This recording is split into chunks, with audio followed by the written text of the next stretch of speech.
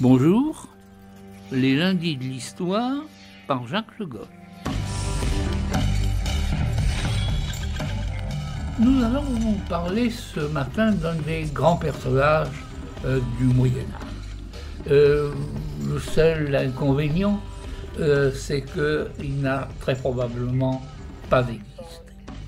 Mais vous savez que la fiction peut, dans l'histoire, être aussi importante, aussi brillante que la réalité. Et quand la fiction est traitée par un véritable historien, elle peut avoir la valeur d'une œuvre d'histoire, et c'est le cas de notre héros de ce matin et de l'ouvrage dont nous allons parler. Il s'agit en effet du roi Arthur. Et l'ouvrage dont il sera question, c'est celui que Martin Aurel vient de publier aux éditions Perrin sous le titre « La légende du roi Arthur ».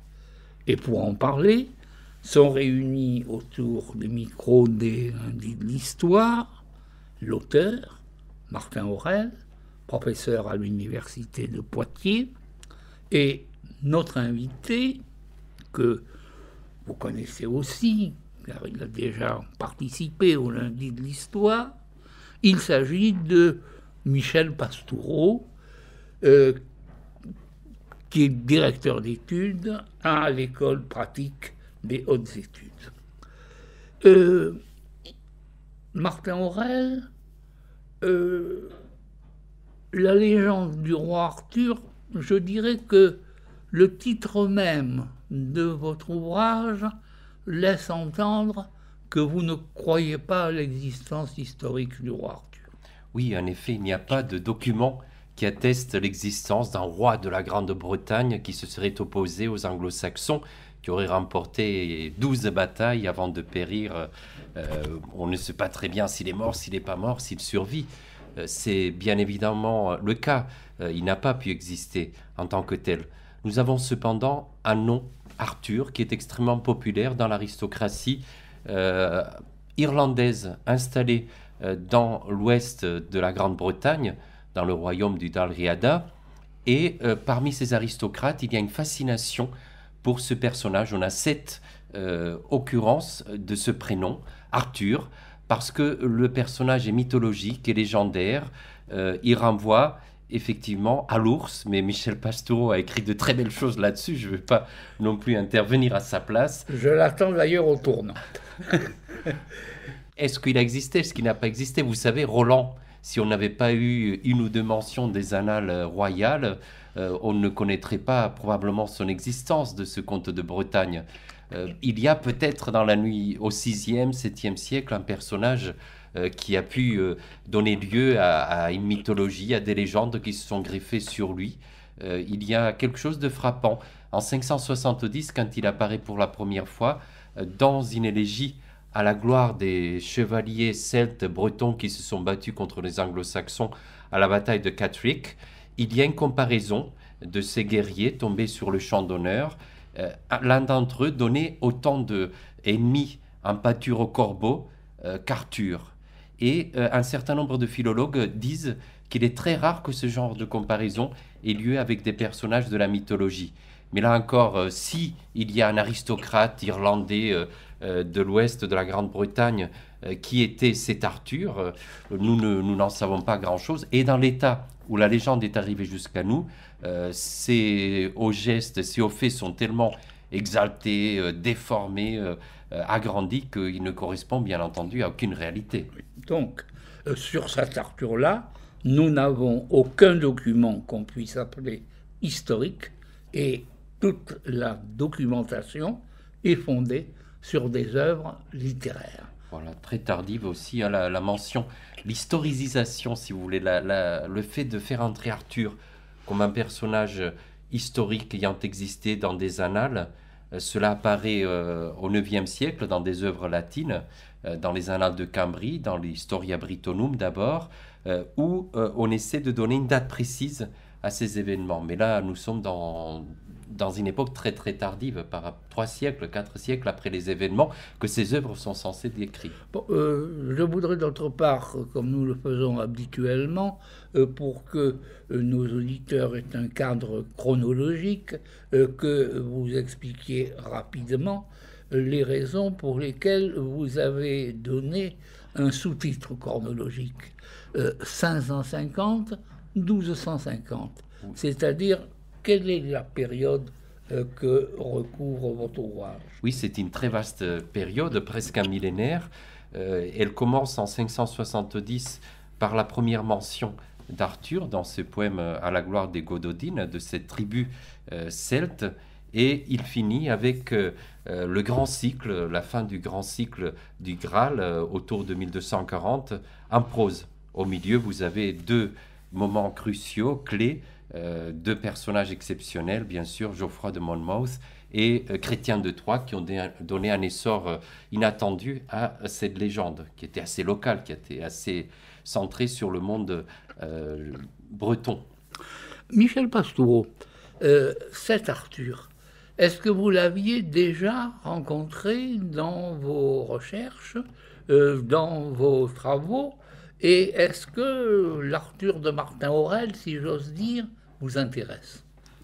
Oui, bien sûr, j'ai beaucoup aimé le livre de Martin Aurèle, qui est un grand livre d'histoire, avant d'être un livre d'histoire littéraire, et donc l'historien que je suis ne peut que s'en réjouir. Quand on est médiéviste, il est difficile de ne pas rencontrer le roi Arthur presque à chaque coin de document. Je suis même étonné d'ailleurs que dans les manuels d'histoire littéraire destinés aux étudiants, les chansons de geste occupent à peu près la même place que les romans arthuriens, alors que dans les documents médiévaux eux-mêmes, c'est un rapport de 1 à 10, voire de 1 à 50. Le roi Arthur et ses chevaliers sont partout. Les légendes empruntées aux chansons de geste sont répandues aussi, mais quand même moins. Donc moi-même, j'ai rencontré le roi Arthur fréquemment, et je me suis intéressé surtout à la réception de la légende arthurienne, du côté de l'anthroponymie, de l'héraldique. Je me suis intéressé à ces rois et chevaliers qui, à partir du XIIIe siècle, joue au roi Arthur et aux chevaliers de la table ronde en organisant tournois, joutes, fêtes, spectacles. Et dans le livre de Martin Aurèle, ce qui m'a beaucoup plu, c'est cet effort pour souligner pour chaque période l'actualité de la légende arthurienne. Il y a une actualité, des enjeux politiques, dynastiques, tout cela est très bien mis en valeur. Oui, et avant que nous nous engagions plus près du roi Arthur et du livre de Martin Aurèle, je voudrais souligner une chose que vous venez de dire et qui, je crois, marque l'importance de ce thème, c'est le nombre de manuscrits que nous avons conservés et qui nous prouvent quel a été l'extraordinaire succès du roi Arthur dans la société médiévale. Alors que, par exemple, comme vous l'avez bien rappelé, Michel Pastoureau, les chansons de geste n'ont intéressé qu'un public moins nombreux et moins longtemps, et sont donc, d'une certaine façon, un petit peu une des créations de la sensibilité et de l'enseignement scolaire du XIXe siècle. Je crois que nos auditeurs pressentent aussi quelque chose déjà qui va apparaître, je pense fortement, au cours de votre dialogue, c'est que nous serons souvent en plein merveilleux. Le roi Arthur est donc un personnage qui, même s'il a été suggéré par un personnage historique, n'apparaît dans les textes sous la forme d'un roi extraordinaire, d'un roi merveilleux. C'est un roi d'aventure, et c'est un roi dont les compagnons aussi vivent ces merveilles et participent à ces merveilles. Nous sommes donc ainsi, avec Arthur, dans un des aspects, je crois, les plus importants et les plus séduisants de l'histoire médiévale, celle du merveilleux. Enfin, je crois qu'il faut dire que si, et vous venez de le souligner, Michel Pastoureau, Martin Aurèle a eu l'intelligence et le savoir d'historien pour montrer comment ce personnage de fiction a pu avoir un rôle politique dans son utilisation. L'atmosphère essentielle de toute cette histoire, de toute cette littérature, c'est la religiosité. Et je crois que nous pouvons dès maintenant annoncer que nous allons parler du roi Arthur, bien sûr, mais que en parlant de plus en plus et de plus en plus loin dans l'histoire du roi Arthur, nous finirons par tomber sur notre héros, si j'ose dire lui aussi, mais mystique, du Moyen-Âge, le Graal. Alors, Martin Aurèle, je vous demanderai de dire rapidement à nos auditeurs ce que, dans la partie la plus ancienne de la présence d'Arthur dans la littérature et dans l'histoire du Moyen-Âge, on retrouve d'abord chez les bardes bretons, qui sont le milieu naturel de son apparition, et d'autre part, car cela nous intéresse particulièrement, sous quels aspects il va apparaître sur le continent. Oui, les bardes, c'est très important. Vous avez affaire là à une civilisation de l'oral. Une civilisation, vous venez de le dire, profondément religieuse dans le paganisme. On pense que le mythe, très souvent, servait à anticiper un rite ou à faire plaisir à une divinité, un héros, moitié homme, moitié Dieu. Et dans ce sens, dès le début de cette littérature, il y a un certain nombre de thèmes du paganisme, des mythes qui reviennent. Alors, du point de vue méthodologique, nous sommes tous conscients que les textes sont très rares, qu'il y a eu un effort peut-être excessif parfois de la part des folkloristes ou des spécialistes de la littérature, depuis Fraser, d'essayer de prendre de morceaux de texte, de trouver une structure, un mythe qui soit cohérent. Mais il y a tout de même des choses frappantes. Le rapt de Guenièvre, de Guenifar, qui renvoie à ces rites de renouveau printanier, la disparition, parce qu'elle a été ravie par une divinité infernale, souterraine, de cette femme, dont le nom veut dire la belle fée ou la fée blonde, donc qui disparaît sous terre, et puis avec la reverdie, c'est son mari qui va aller la chercher, Arthur, qui va la récupérer de l'au-delà.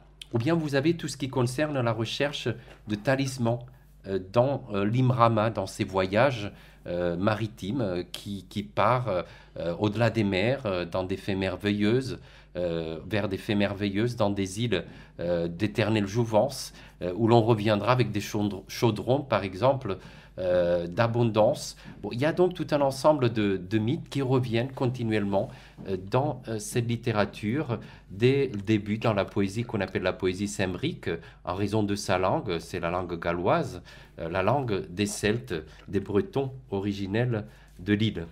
Et est-ce que dans les écrits latins sur le continent, comment apparaît Arthur ?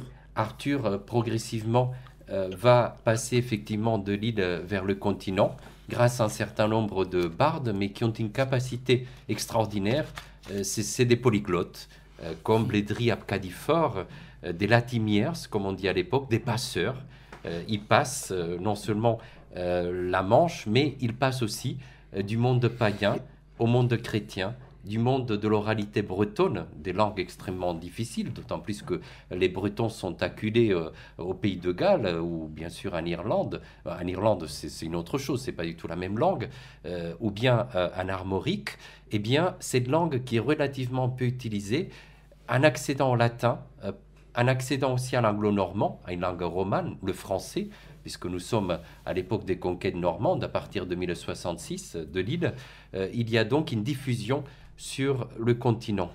Michel Pastoureau, Martin Aurel vient de nous dire combien le merveilleux, le païen sont présents dans cette histoire.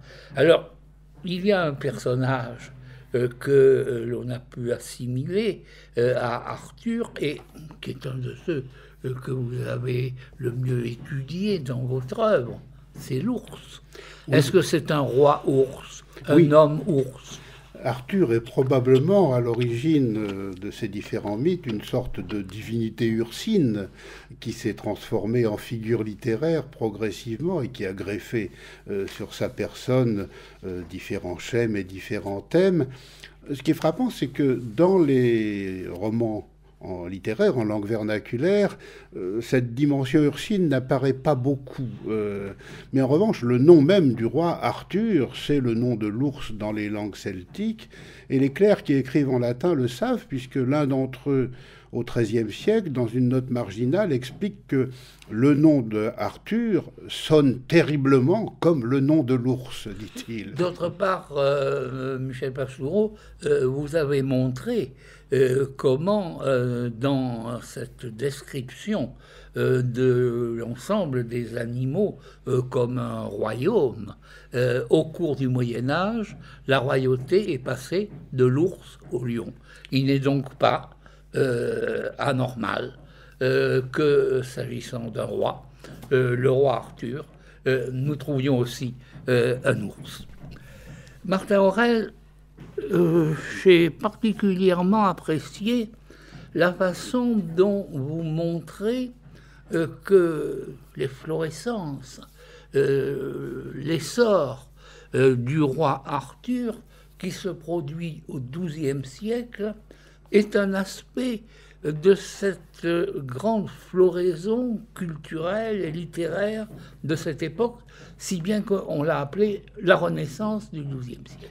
Oui, on ne revient pas assez souvent sur ce thème, mais en dépit de ce arrière-fond, arrière-plan païen, celtique, il y a tout de même une grande modification, transformation structurelle. À l'origine, il y a un personnage fascinant, Geoffroy de Monmouth, qui est un de ces intellectuels, de ces clercs, qui sont extrêmement répandus au XIIe siècle, tonsuré, il n'a pas reçu les ordres majeurs, il n'est pas prêtre, il vit dans un chapitre à St. George, à Oxford, avec 5 ou 6 chanoines et puis une dizaine d'élèves qui participent de son savoir. Parmi ces chanoines, il a un ami qui s'appelle Gauthier, qui est, comme lui, d'origine galloise, qui maîtrise la langue cymbrique et qui lui transmet un certain nombre de thèmes que lui-même a entendus dans son enfance. Et cet homme est capable de mettre en latin la langue de l'Église, la langue aussi de Virgile, de Cicéron, cette geste arthurienne, et ça donnera un essor extraordinaire. Nous disposons de 217 manuscrits de son œuvre, l'histoire du roi de Bretagne, ce qui est un record absolu pour une œuvre historique écrite au Moyen-Âge. Ça montre que son roman va être, son histoire va être diffusée d'une façon extrêmement large. Ce qu'il faut ajouter aussi, c'est que l'Arthur de Geoffroy n'est plus l'ours, c'est plutôt Alexandre le Grand. Son Merlin, c'est plutôt le devin virgilien.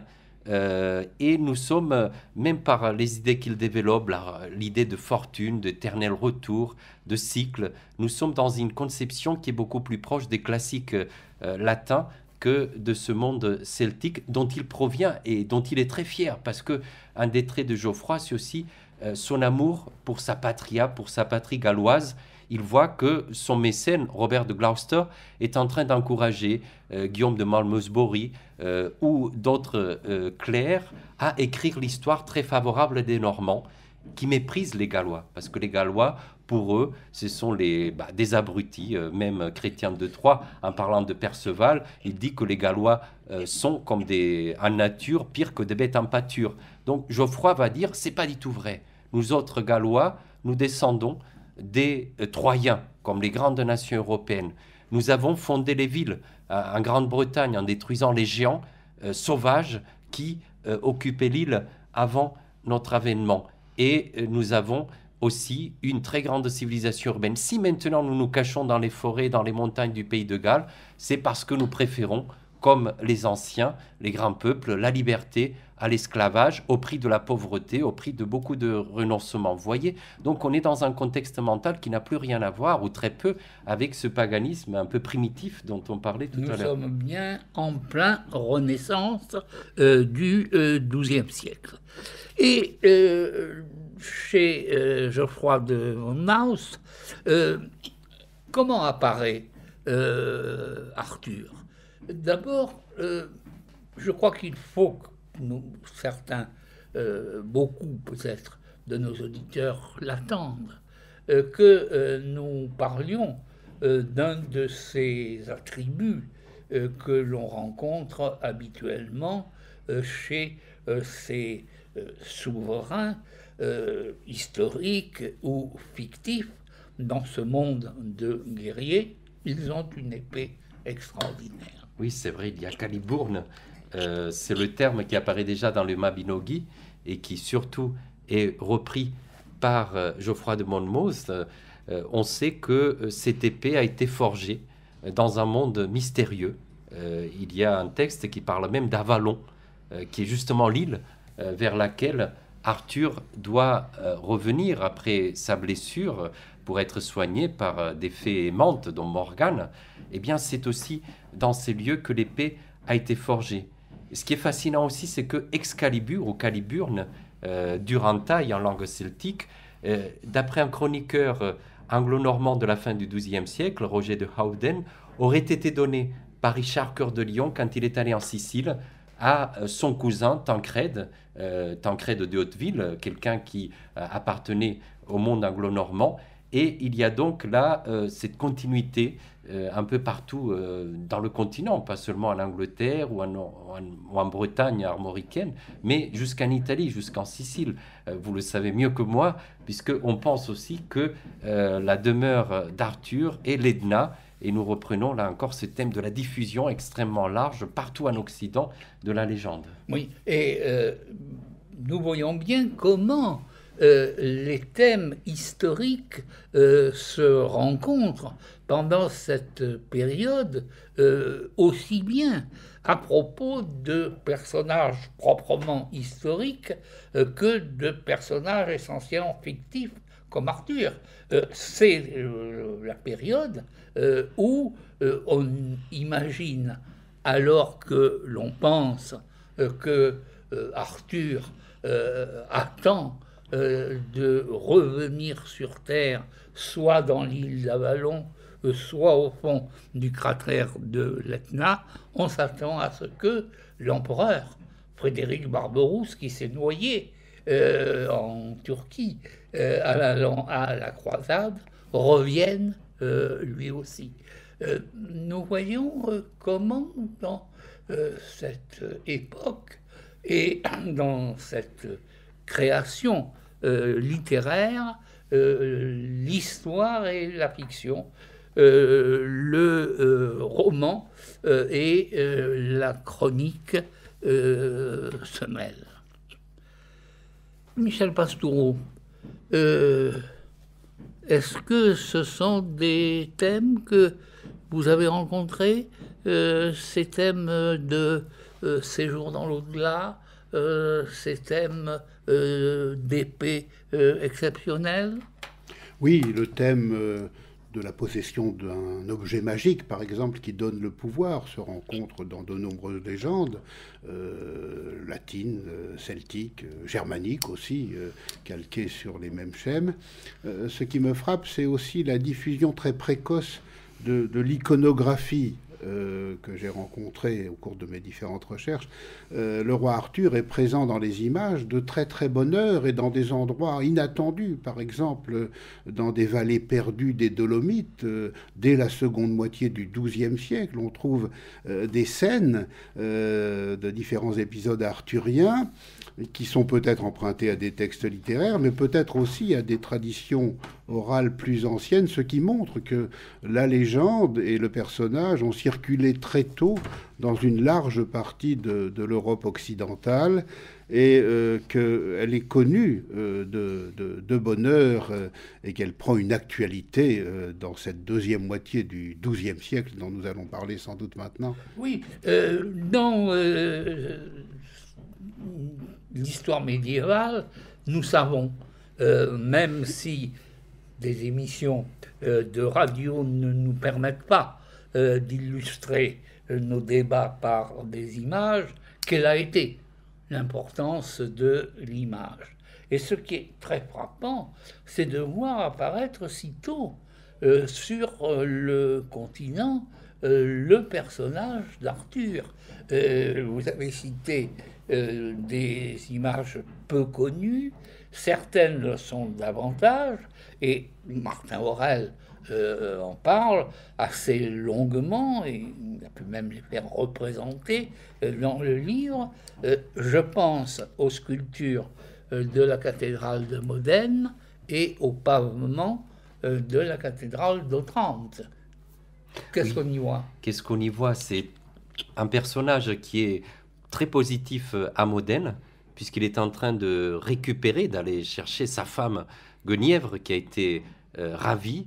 C'est le thème du rapt dont on parlait tout à l'heure. Donc ce n'est pas encore Lancelot qui est le héros adultère qui va chercher Guenièvre, mais c'est son mari. Donc il peut y avoir dans cette représentation à l'intérieur d'une église, enfin sur la façade d'une église, une connotation religieuse, peut-être une allusion à la fidélité conjugale. En revanche, c'est beaucoup plus compliqué, beaucoup plus ambigu à Otrante. À Otrante, nous avons affaire à une mosaïque dans laquelle Arthur chevauche un bouc et il est attaqué par un félin. On pense aussitôt au Chapalu qui apparaît très tôt dans la poésie galloise, ces félins qui s'est battu contre Arthur. Le problème, c'est qu'il chevauche un bouc. Il porte aussi une massue qui est très souvent l'instrument du fou ou du diable. Et puis le bouc est très maléfiquement connoté au Moyen-Âge. Donc est-ce que le félin ne serait pas plutôt une figure positive du côté du Christ, puisqu'on sait que le lion est très souvent une allégorie de Jésus, ou et plutôt Arthur serait diabolisé, d'autant plus qu'on sait qu'à la même époque ou quelques décennies plus tard, on va commencer à infernaliser l'Edna. L'Edna, ce n'est plus un lieu paradisiaque, mais c'est plutôt l'enfer, avec ces textes que vous connaissez très bien, que vous avez très bien analysé, Monsieur Le Goff, d'Étienne de Bourbon, où vraiment, quand on va dans l'Edna, il y a des petites portes en fer, il y a des diablotins qui vous entendent, il y a du feu partout, etc. Ça sent le soufre. Donc on passe d'un monde plutôt païen, sympathique à l'égard d'Arthur, à un monde extrêmement négatif. Et il y a tout le problème de l'utilisation des exemples, des anecdotes édifiantes autour du personnage d'Arthur. Il y a ce prédicateur, Césaire de Heisterbach, un cistercien, qui raconte l'histoire d'un abbé qui est en train de parler à ses novices. Ils sont tous en train de dormir. Et puis tout à coup, il dit « Il était une fois le roi Arthur ». Alors tout le monde s'excite, tout le monde lève la tête, l'oreille est très attentif. Et il leur dit « Mais vous voyez, quand je vous parle des souffrances du Christ, de la passion, etc., vous êtes endormis, alors que ça devrait vous émouvoir davantage ». Donc il y a cette ambiguïté du personnage qu'on peut récupérer dans l'Église. Et parfois, nous avons le schéma temporel spirituel trop tranché, trop séparé, parce que nous sommes des hommes de la modernité. Mais au Moyen-Âge, tout se mêle inextricablement. Alors, va se produire maintenant, nous allons peut-être un peu vite, mais vos lecteurs auront tout le temps de se délecter dans votre ouvrage. Il va se produire un véritable événement. Ces histoires mythiques sont en général des histoires où il n'y a pas beaucoup d'événements, il y a un événement. Et cet événement se produit juste après la mort du roi normand Henri II, dont on a prétendu que c'était lui qui avait fait pencher en faveur des Normands l'intérêt pour Arthur, jusque-là confiné dans les souvenirs des Bretons et des Celtes. On va faire des fouilles. Et on va faire des fouilles dans une abbaye en Angleterre. Et dans cette abbaye en Angleterre, on va trouver des restes qu'on affirmera être les restes du roi Arthur. L'abbaye se trouve à Glastonbury.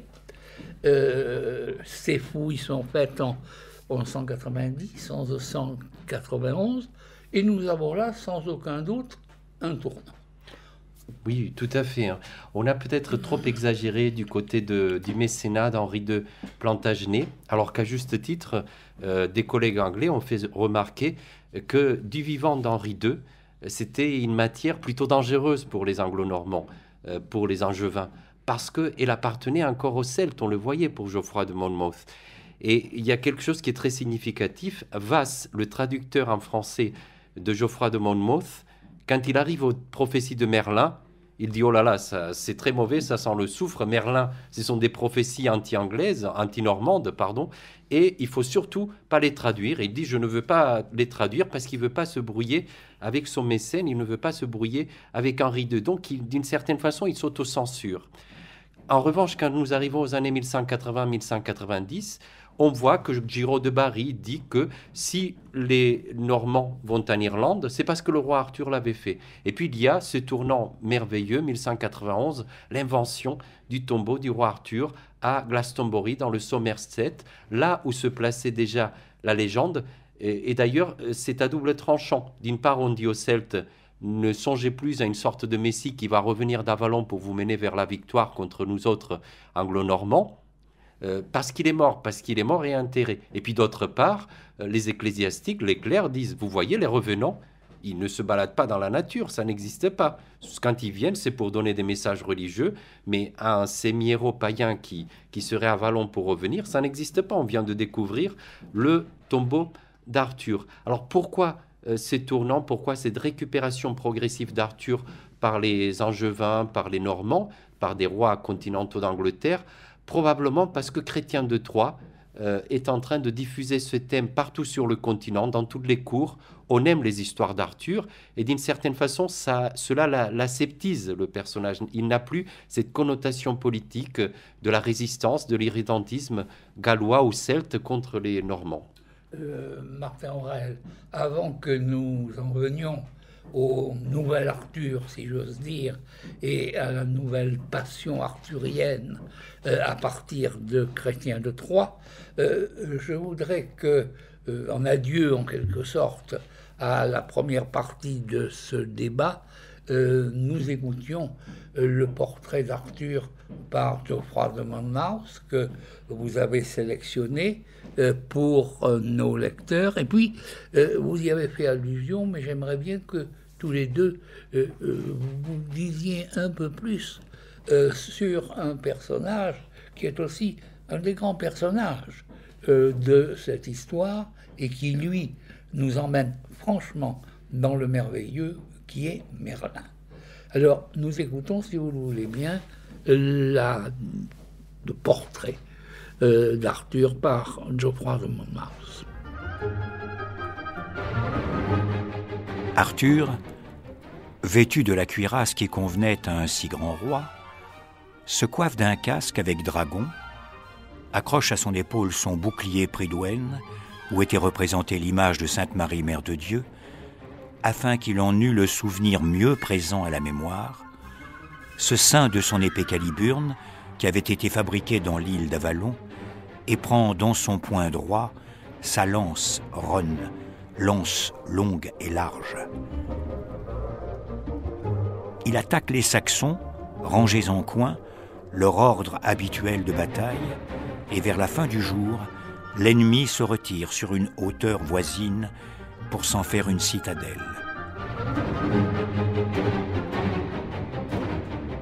Le lendemain, Arthur donne l'assaut. Les Bretons, perdant beaucoup de monde, luttent péniblement au sommet de la hauteur. Alors leur chef, tirant en caliburne et invoquant le nom de Sainte Marie, charge en personne. À lui seul, il tue 470 ennemis et la victoire lui échoit.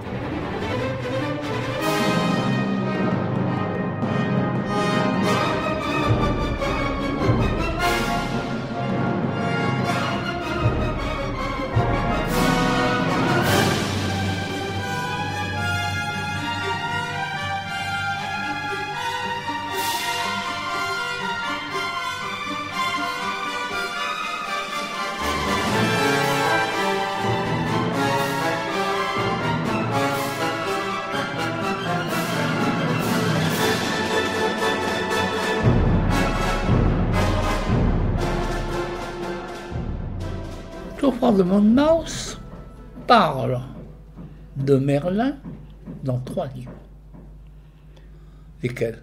Oui, vous avez raison. D'abord, il y a les prophéties de Merlin, ce texte merveilleux où il reprend ce fond celtique, prophétique, cette projection vers le futur, de temps beaucoup plus heureux pour les Bretons, pour les Celtes. Il faut savoir que les Celtes, qui étaient les maîtres de l'Occident grâce à leur maîtrise du fer, ont été de plus en plus acculés jusqu'en Irlande, jusqu'à l'ouest de la Grande-Bretagne. Et il y a ce phénomène de compensation, ce fantasme, le retour à un monde merveilleux. Et il y avait tout un ensemble de prophéties qui leur promettaient donc des jours meilleurs où ils pourraient écraser tous leurs ennemis. Et un de ces fonds étaient les prophéties que Geoffroy traduit, adapte, ou invente aussi, parce que c'est un homme qui a une imagination très fertile, en latin. C'est le premier de ses livres. Deuxième livre, on en parlait tout à l'heure, l'histoire du roi de Bretagne. Mais dans l'histoire du roi de Bretagne, il introduit, il met vraiment à l'intérieur de son ouvrage les prophéties qu'il était en train de rédiger par ailleurs. Donc tantôt elles sont dans le même manuscrit, tantôt dans un deuxième manuscrit. Et le Merlin qui apparaît dans l'histoire, c'est Merlin Ambroise. C'est un personnage qui est le conseiller d'Arthur et qui deviendra plus tard, sous la plume de Robert de Boron, celui qui l'aidera à triompher, à prendre en particulier l'épée du Perron. Il y a la troisième œuvre qui est en vers, qui est un hexamètre latin, puisque Geoffroy écrit toujours en latin, on a vu que c'est un clerc de la Renaissance du XIIe siècle, La Vita Merlini, la vie de Merlin. Et là, dans ce poème, on voit apparaître un autre Merlin, qui est le Merlin calédonien de la forêt du sud de l'Écosse actuelle, un personnage qui un jour, en pleine bataille, a perdu la raison, il est devenu fou, probablement il a vu la Ménie-Elquin, il a vu des revenants, les gens tués sur le champ de bataille dans les airs, et ça lui a fait perdre la tête. Il est rentré dans la forêt et il vit un homme sauvage, c'est un retour, une régression à la sauvagerie. Et là encore, ce personnage qui parle aux animaux, qui est aussi comme un druide en contact permanent avec la végétation, a des capacités de prophétie qui sont très marquées. Donc vous voyez, il y a 3 œuvres et 2 Merlins. Le Merlin Ambroise, conseiller d'Arthur, et le Merlin calédonien, l'homme sauvage de la forêt écossaise. Michel Pastoureau, c'est un personnage qui vous a intéressé, Merlin? Oui, bien sûr, on le rencontre dans de nombreux documents et, comme vient de le dire Martin Aurèle, il est multiforme.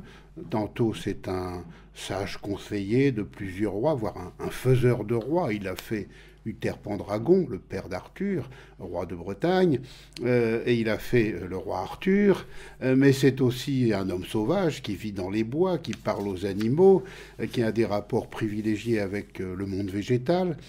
Et puis, c'est un magicien, c'est un enchanteur, c'est presque un sorcier. Du côté de la réception de la légende arthurienne, on a un peu peur de Merlin. C'est un personnage qui a des aspects diaboliques, mais qui lui-même, d'ailleurs, malgré tous ses pouvoirs, est victime d'une femme, la fée Niniane ou Viviane, selon les traditions textuelles, qui est plus ou moins amoureuse de lui, mais qui lui veut du mal également et qui parvient à l'enfermer, tantôt dans un mur végétal, tantôt dans un mur de verre ou d'air même, et Merlin ne parvient pas à quitter cette prison magique. Nous venons donc de vivre un tournant.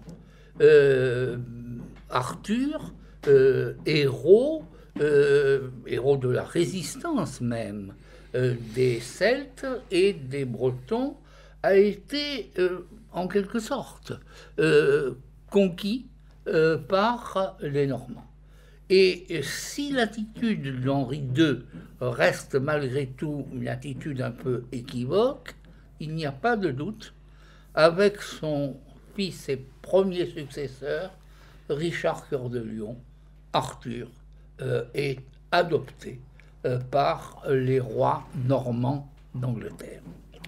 C'est donc cet Arthur-là que nous avons retrouvé dans le second grand auteur arthurien après Geoffrey de Monmouth, que nous allons rencontrer en avançant un petit peu dans le temps, puisque je vous invite à passer à la seconde moitié du XIIe siècle et à rencontrer un écrivain encore plus extraordinaire sans doute, Chrétien de Troyes. Oui, Chrétien, curieusement, ou pas curieusement, appartient à ce monde clérical dont est issu Geoffroy de Monmouth. Donc c'est quelqu'un qui a profité du mécénat d'Henri le Libéral, comte de Champagne, de sa femme Marie, qui était originaire de la famille royale française, puisque c'est la fille d'Aliénor d'Aquitaine et de Louis VII, et qui vit donc à Troyes, près du palais royal, mais qui voyage aussi. Et son premier voyage, dans les années 1170, il le fait dans l'Empire plantagenet. Il fait dans Erékénide, son premier roman arthurien, une allusion très claire à l'Empire, à Henri II. Donc on commence on entrevoit une possibilité de récupération par les Angevins. Chrétien crée aussi le roman, enfin j'exagère, parce qu'il y avait la matière de Rome, la matière de France, il y a d'autres romans. Mais en tout cas, il dit la fiction en tant que telle. S'il dit de temps en temps ce que je vous dis est vrai, il le dit parce qu'il se rapporte à une source très ancienne. Mais le monde est tellement merveilleux avec ses géants, avec ses nains, avec ses fées, et ces événements extraordinaires, ces fontaines qui provoquent la tempête quand on y verse de l'eau. Donc on est dans la fiction avouée, voulue, en tant que telle, sauf peut-être par l'évolution psychologique de personnages. Et Chrétien est très sensible à l'amour à l'intérieur du couple, à l'amour conjugal. C'est souvent des histoires un mari et une femme au début de leur amour, de leur mariage, qui ont besoin de se retrouver, comme Lodin et Yvain, comme Érec et Enide, et qui progressivement, par des épreuves, vont purifier cet amour. Enfin, il y a un certain nombre de thèmes qui sont très courtois. Cette civilisation supérieure, entre guillemets, très aristocratique, ces chevaliers qui ne font même pas attention aux paysans, ou quand ces paysans apparaissent, ce sont des monstres, ce sont des êtres inintéressants. Eux, ils vivent en réseau, le chevalier errant cherche l'aventure, et il va être accueilli par l'hospitalité de tel ou tel personnage de sa catégorie sociale.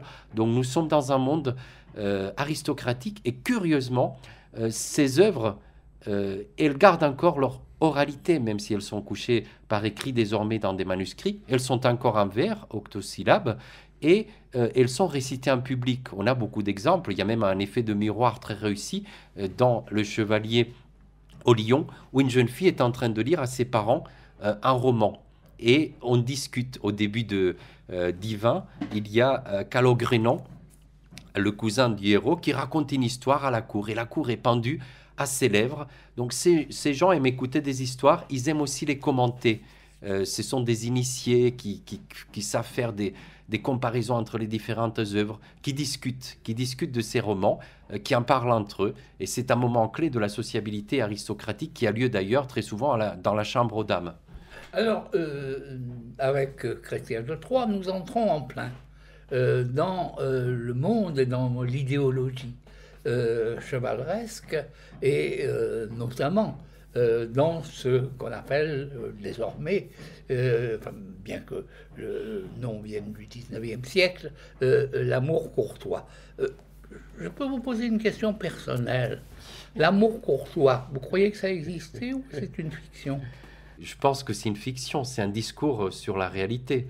Un amour si fusionnel, un amour si parfait, a-t-il pu exister dans la pratique, dans la réalité? On sait que les êtres ont besoin d'une certaine distance, que l'amour c'est parfois quelque chose de beaucoup plus complexe que dans les romans. Mais en tout cas, c'est un mythe qui nous a tous fascinés, qui a marqué nos mentalités, ne serait-ce que par sa reprise au 19e siècle, dans le romantisme, moment où l'on forge de toutes pièces cette notion d'amour courtois.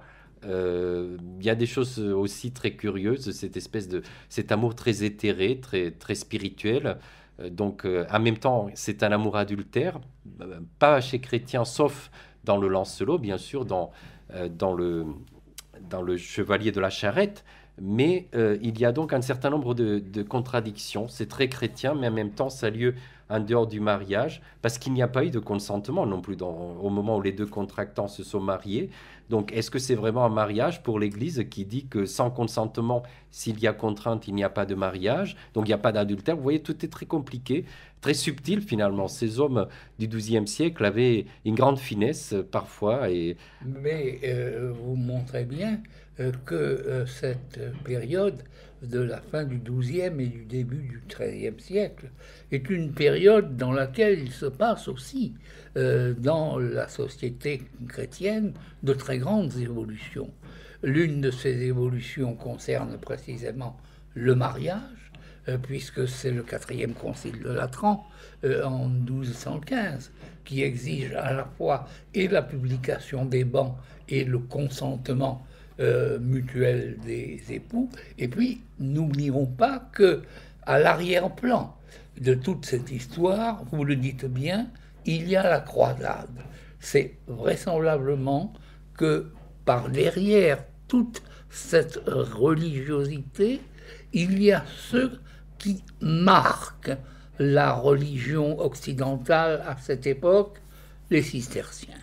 Saint Bernard vient de mourir, mais il laisse une œuvre, une grande influence, et nous sommes dans cette période. Alors, chez Chrétien de Troyes apparaît à la cour d'Arthur, car un roi a une cour, surtout dans ce milieu aristocratique, un certain nombre de personnages qui vont prendre peu à peu la première place.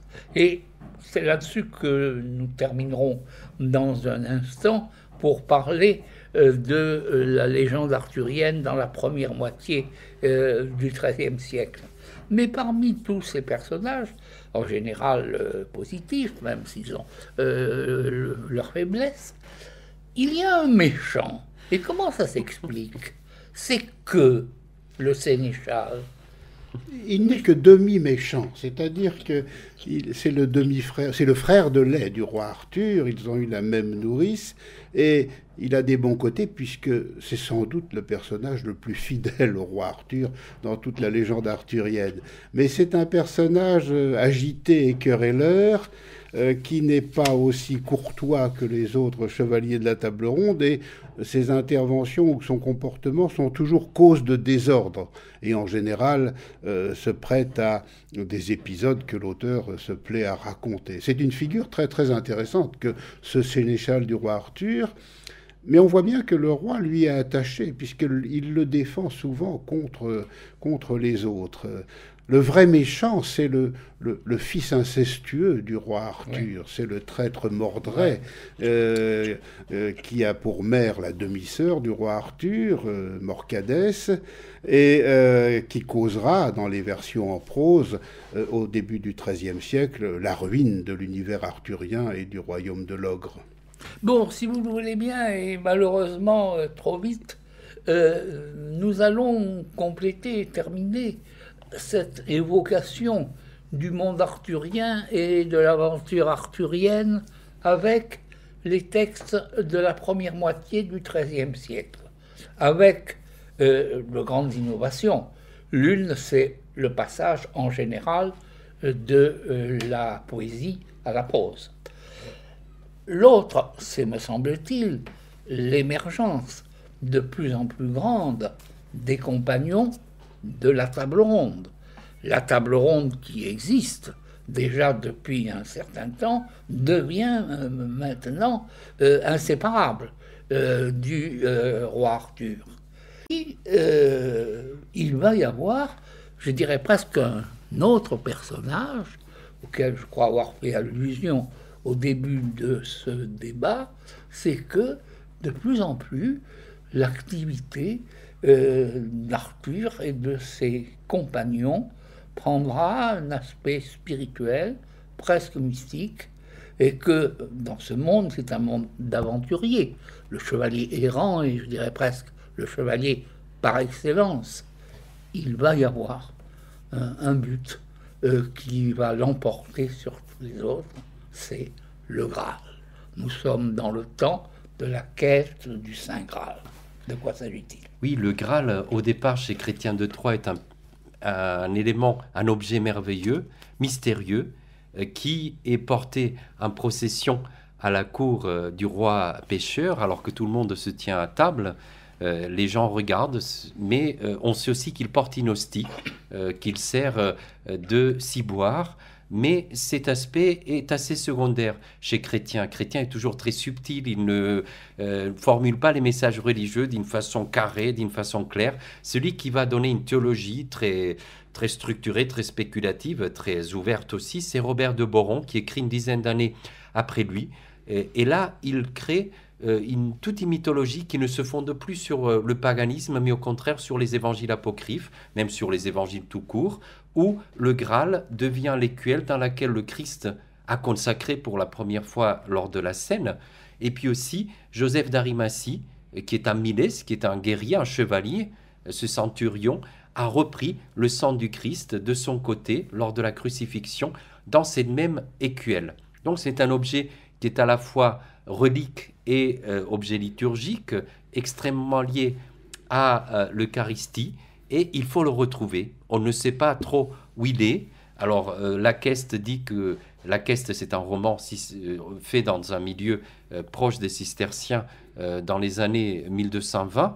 Laqueste dit qu'il faut aller le chercher en Orient, du côté de Jérusalem. Mais on sait aussi qu'il est en Grande-Bretagne, à Corbenic, qui rappelle d'ailleurs Corbeny, le lieu de la guérison des écrouelles par les rois de France. Donc il y a cette quête qui est aussi non seulement une quête d'un objet, d'aventure, mais c'est aussi une progression spirituelle, un voyage intérieur, de dépassement, puisque comme vous le faisiez remarquer, il y a toute cette idéologie ou cette ascétique qui a été lancée par les cisterciens, qui aboutit à la croisade, au Miles Christi, au chevalier du Christ, mais c'est aussi un progrès intérieur qui est proposé au cours de ce voyage à ces chevaliers de la table ronde. Alors, je crois en même temps que cette période est donc l'apogée de l'aventure arthurienne et la mise en chaleur, si je peux dire, de cet objet d'un suprême désir, le Graal, relié à un autre événement liturgique de l'époque, qui est le culte de l'Eucharistie.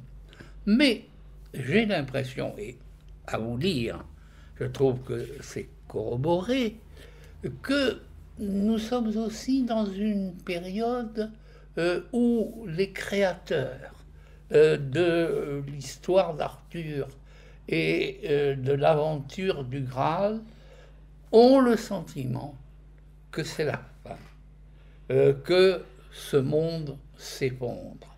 Et parmi les ouvrages qui constituent cet ensemble, il y en a un dont le titre dit très bien ce qu'il veut dire, c'est La mort, le roi Arthur. Qu'est-ce que vous en pensez? Oui, c'est le dernier roman du cycle en prose arthurien qui effectivement met en avant ces luttes intestines qui vont ravager de l'intérieur les chevaliers de la table ronde. En particulier, on voit se dessiner deux clans, deux partis très marqués. D'un côté, le roi Arthur avec son neveu par sa sœur. Donc, il a un rapport privilégié en tant que guerrier avec lui, qui est Gauvin. Et puis, d'autre part, il y a le clan de ceux qui sont arrivés du continent, Lancelot, qui est amoureux et qui est l'amant même de la reine Guenièvre.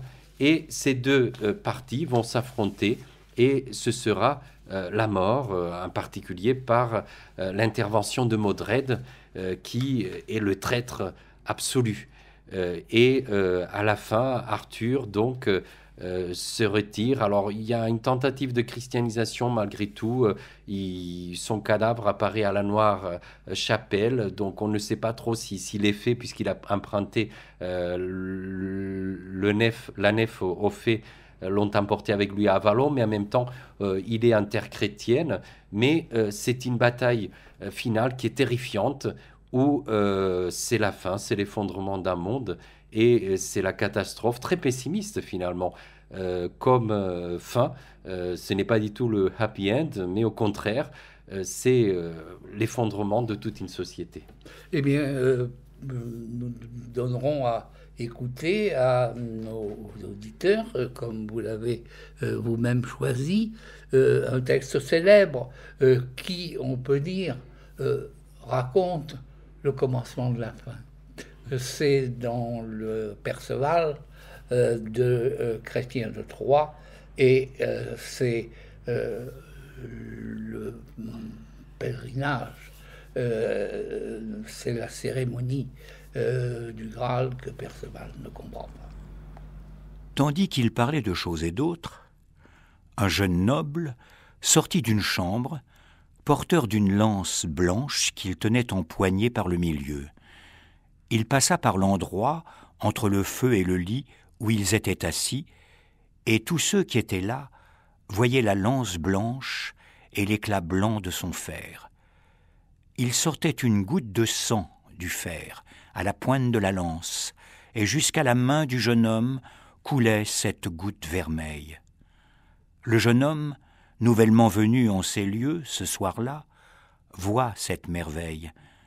Il s'est retenu de demander comment pareille chose advenait, car il lui souvenait de la leçon de celui qui l'avait fait chevalier et qui lui avait enseigné et appris à se garder de trop parler. Ainsi, craint-il, s'il le demandait, qu'on ne jugeât la chose grossière. C'est pourquoi il n'en demanda rien. Deux autres jeunes gens survinrent alors, tenant dans leurs mains des candélabres d'or pur, finement niellés.